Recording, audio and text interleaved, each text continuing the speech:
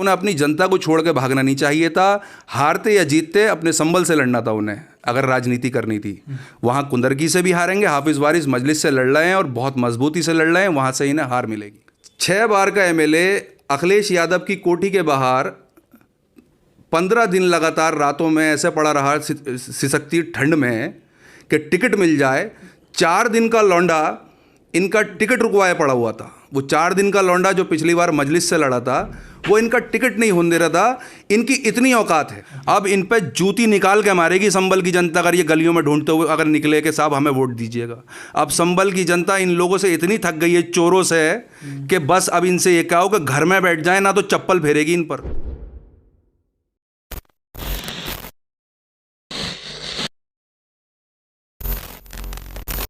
अच्छा बॉबी भाई, अगर संभल की बात करें, संभल विधानसभा में लगातार 6 बार से समाजवादी पार्टी के विधायक हैं और इस बार भी उनको लोग लिख रहे हैं कि अब भी नंबर 1 है और अब कैसे 1.25 लाख के पार वो जाएंगे। इधर बीएसपी शकील कुरैशी साहब जो चेयरपर्सन रहे हैं वो भी कह रहे हैं कि हम भी 1.25 लाख के पार जाएंगे। बीजेपी अपने दावे मजबूत कर रही है, कांग्रेस भी अपने दावे मजबूत कर रही है, निदा अहमद जी। ऐसे में मुशीर तरीन का क्या परफॉर्मेंस रहेगा, एआईएमआईएम का क्या परफॉर्मेंस रहेगा, जबकि अनडिफीटेड सामने विधायक इकबाल महमूद साहब हैं जो पिछले 30 साल से विधायक बनते आ रहे हैं। उन्होंने जो काम करने चाहिए थे 30 सालों में, वो काम किए नहीं। अब जनता जान चुकी है कि इनको वोट देना संभल को और 20 साल बिना तरक्की के रखना है। तो इनका जो है, इनकी साइकिल की हवा भी निकल गई, इनकी ज़ाती तौर पे भी हवा निकल गई, क्योंकि 6 बार का एमएलए अखिलेश यादव की कोठी के बाहर 15 दिन लगातार रातों में ऐसे पड़ा रहा सिसकती ठंड में कि टिकट मिल जाए। 4 दिन का लौंडा इनका टिकट रुकवाया पड़ा हुआ था। वो 4 दिन का लौंडा जो पिछली बार मजलिस से लड़ा था, वो इनका टिकट नहीं होने दे रहा था। इनकी इतनी औकात है।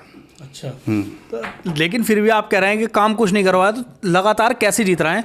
बल्कि जनता तो ऐसी होती है कि एक बार भी काम ना करवाया तो ख़त्म कर दी थी, तो कुछ तो करवाया है उन्होंने। ऐसा तो नहीं है कि बिल्कुल ही सिफर है। देखिए, संभल की जनता बड़ी मासूम है, बड़ी भोली है।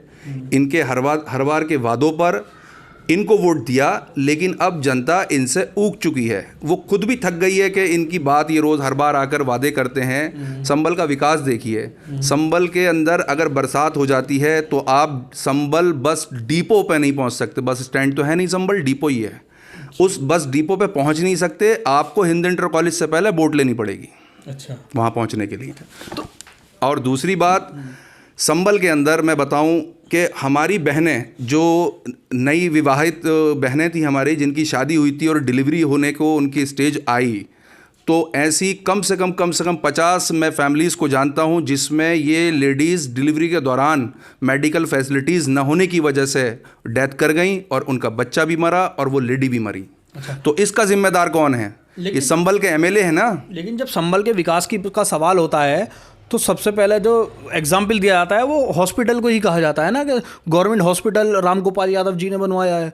तो वो तो बनवाया तो है, खड़ा है आपके सामने भी, हमारे सामने जी। अब एक बात मुझे बताइए, वो दिखावे का हॉस्पिटल जिसमें सिवाय एफआईआर रजिस्टर और जो मेडिकल जो थानों के लिए चल रहा है, सिर्फ कि अगर किसी का केस हो जाता है तो उसका मेडिकल बनाने के लिए, लीगल प्रोसेस करने के लिए तो काफ़ी है। इसके अलावा उसमें कोई मेडिकल फैसिलिटीज़ नहीं दी जाती।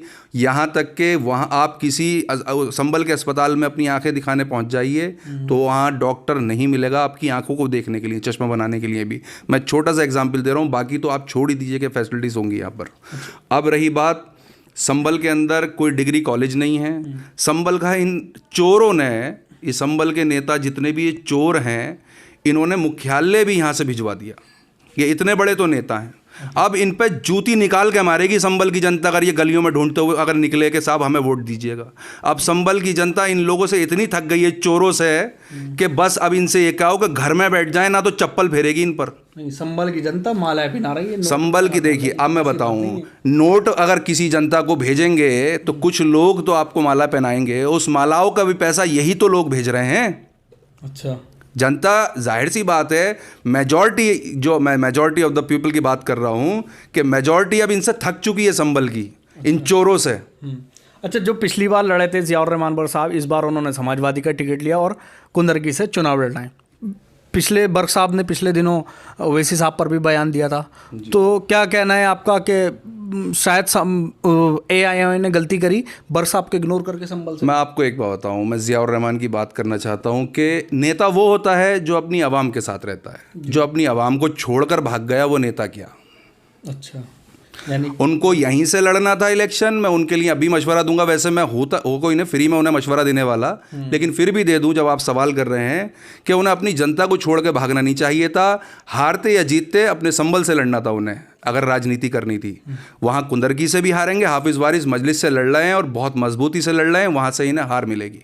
अच्छा, तो संभल में आपसी जो गुटबाजी है आपकी पार्टी में वो भी देखने को मिल रही है। जैसे पहले शहजाद खान जो संभल के ज़िला अध्यक्ष थे बहुत एक्टिव थे, लेकिन अब उन्होंने संभल को छोड़ के असमौली का रुख कर लिया है शकील एडवोकेट का। हालांकि शकील एडवोकेट के पास जनता तो है, लेकिन मुझे नहीं लगता पर्सनली कि उनमें दम है।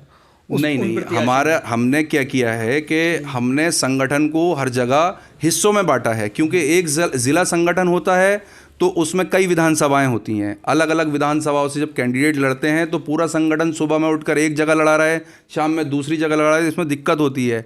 हमने संगठन को बांटा है। हमने शहजाद साहब और उनकी टीम को असमौली भेजा है, और ज़िला अध्यक्ष हमारे असद अब्दुल्ला साहब को हमने संभल की, और हमारे मुख्य महासचिव जैगमुल इस्लाम को हमने संभल लगाया उनको। अच्छा जी, बहुत सारे लोग हमें ऐसे मिले असमौली में जब हमने सर्वे किया कि यार हमें पार्टी बहुत पसंद है, लेकिन कैंडिडेट अगर बदल जाएं तो हमारा मामला बढ़ेगा, क्योंकि कैंडिडेट बोले हमें दम नहीं आता। नहीं, एक बात बताऊं मैं आपको, कैंडिडेट हमारे बहुत शरीफ हैं, और सोशल वर्क में जो इस फैमिली का नाम जितना है कि मैं लेना चाहूं उतना कम है, कि यूनिवर्सिटी इदारों में अलीगढ़ मुस्लिम यूनिवर्सिटी से फारिग हैं दोनों भाई। इन लोगों ने यूनिवर्सिटी में अपना अलीगढ़ यूनिवर्सिटी तक इन्होंने सोशल वर्क कर रखा है और फंड किया है यूनिवर्सिटी को। बहुत बड़ा नाम है इनका संभल के अंदर। जाहिर सी बात है, एक चोर हाथी पर टहल रहा है। नहीं, मैं अच्छा असमौली की बात सवाल असमौली का था। अच्छा, क्या असमौली का सवाल? ये क्या असमौली के लोग ये कहते हैं कि पार्टी हमें बहुत पसंद है, ओवैसी साहब की विचारधारा से बड़े इंप्रेस हैं, लेकिन हमें उनके कैंडिडेट में दम नज़र नहीं आता है। नहीं, ऐसी कोई बात नहीं। हमारा कैंडिडेट पिछले 1 साल से अपने क्षेत्र में घूम रहा था और बहुत मेहनत की है। इंशाअल्लाह ताला के मजलिस का जो हमारा प्रत्याशी असमौली से है जीत हासिल करेगा और पिंकी यादव को हराएगा। अच्छा, तो ये मुशीर तरीन साहब की क्या कंडीशन रहने वाली है? मुशीर तरीन साहब, आपको दिख ही रहा होगा कि मजलिस का इतना रुझान है कि कहीं अगर हमारा कैंडिडेट पहुंचता भी नहीं है तो मजलिस वाला पहुंच जाता है, क्योंकि अब संभल के अंदर मजलिस का एक वोट बैंक बन चुका है। संभल ही क्या, हर जगह उत्तर प्रदेश के अंदर बन चुका है। संभल के अंदर मजलिस का अपना ज़ाती वोट 30,000 हो चुका है। मुशीर तरीन साहब इंशाअल्लाह ताला जो नवाब इकबाल को 30 साल के MLA को हराएंगे, तो मुशीर तरीन साहब ही हराएंगे इंशाअल्लाह ताला। तो ये मेरे साथ थे इमरान बॉबी साहब, इस वक्त संभल आए हुए थे, तो संभल के मुद्दों पर बोलना लाजमी था। संभल के मौजूदा विधायक पर भी हमला बोला, और सांसद डॉक्टर शफीकुर रहमान बर्ग के पोते यानी ज़ियाउर रहमान बर्ग जो पिछली बार AIMIM से संभल से कैंडिडेट थे, उन पर भी हमला बोला और जीत का भी दावा किया। हमारी वीडियो कैसी लगी कमेंट सेक्शन में जरूर बताइए। द पब्लिक भी देखते रहिए। जय हिंद, जय भारत।